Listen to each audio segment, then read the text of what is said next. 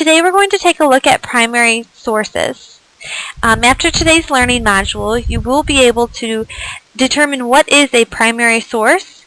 You will be able to distinguish between a primary and a secondary source, as well as see what the benefits are of using a primary source in your research. So let's go ahead and move on to what is a primary source.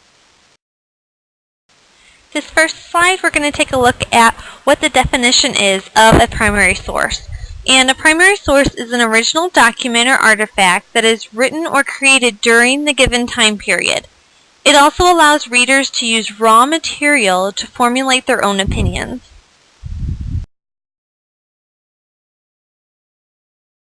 Primary sources are composed of original documents and artifacts. And for this slide, we're going to take a look at original documents.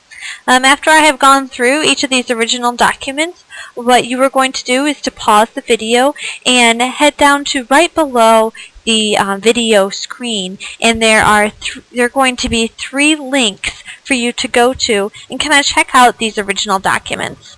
So let's go ahead and get started and get through them. Our first one is a letter that's written by Abraham Lincoln.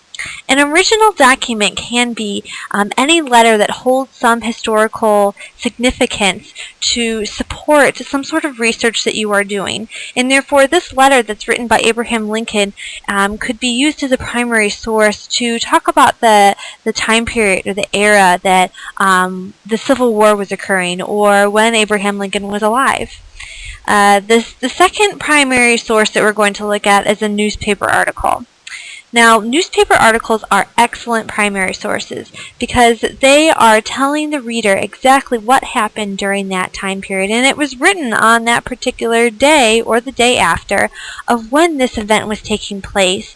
And so, therefore, a newspaper article that was published in 1945 that talked about the events of World War II would be an excellent primary source. Moving on to our third one, I Have a Dream speech given by Dr. Martin Luther King Jr. Any speeches that are given by historical figures or someone that would represent, therefore, again, a specific time period would be an excellent source. So speeches are yet another one. And our fourth one that I have listed are photographs of children during the Dust Bowl. So if a photographer went out there during the Dust Bowl and was taking pictures, or if a photographer had been there taking pictures during 9/11 when the attacks of the terrorists came through, those pictures would be considered primary sources. They were taken exactly when that moment was happening. So what I would like you to do right now is to go ahead and pause this video, head down, scroll down a little bit to right below this video, and you will see for slide 3 that there are 3 different examples of original documents as primary sources, and go ahead and check those out and see what you can come up with. And once you're done looking at those, go ahead back to the learning module and push play again.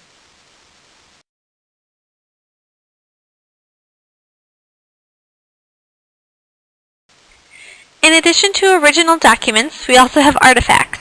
Some examples of artifacts that we would be able to use as primary sources are weavings or pottery that is found in the Natural History Museum, as well as clothes or items that are found in the tomb of a pharaoh.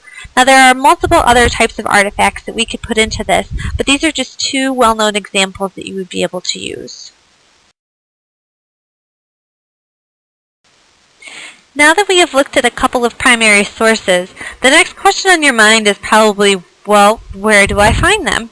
A couple places that you'll be able to look are your local library, which I have provided a link there for you to pause and go ahead and click on that when this slide is done. You can also look on online newspapers and article databases. Trying to find some scholarly journals would be very productive, as well as using websites like the Library of Congress or the American Memory Project. So go ahead and click on the local library source and see what it has to provide for you.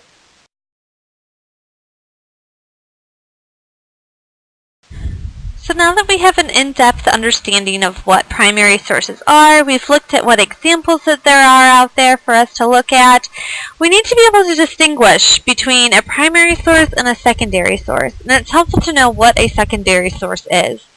Well, a secondary source interprets and analyzes a primary source. So two pretty good examples of that are your history textbook, where you have authors who are writing about historical events, and they're adding in primary sources such as pictures, but the history textbook in itself is not a primary source. Another example of a secondary source are reviews that are written by historians about a previous analysis. So if you have seen a scholarly journal about a historian or another professional who has written about a newspaper article and analyzed it with a specific opinion, that would be an example because they are reviewing that primary source. So those would be considered secondary sources.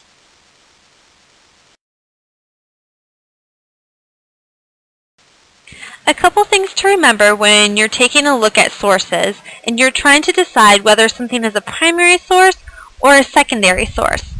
The first thing that you need to look at is that primary sources are usually first-hand accounts. Secondary sources are second-hand accounts. So if something is a primary source, it's coming from a specific person. And that plays into our speeches from Martin Luther King Jr. and also our letters that were originally written by Abraham Lincoln. Okay? Another thing to look at were our dates. You can determine if it's a primary or a secondary source depending on the date that that specific item was produced. If you had a letter that was written in 1960 by Abraham Lincoln, well, that just isn't plausible because Abraham Lincoln wasn't around during that time period. So unless that specific letter has an original date during the time frame that Abraham Lincoln was alive, that will give you an idea that that is a primary source. And we're going to go into that a little bit later during another learning module.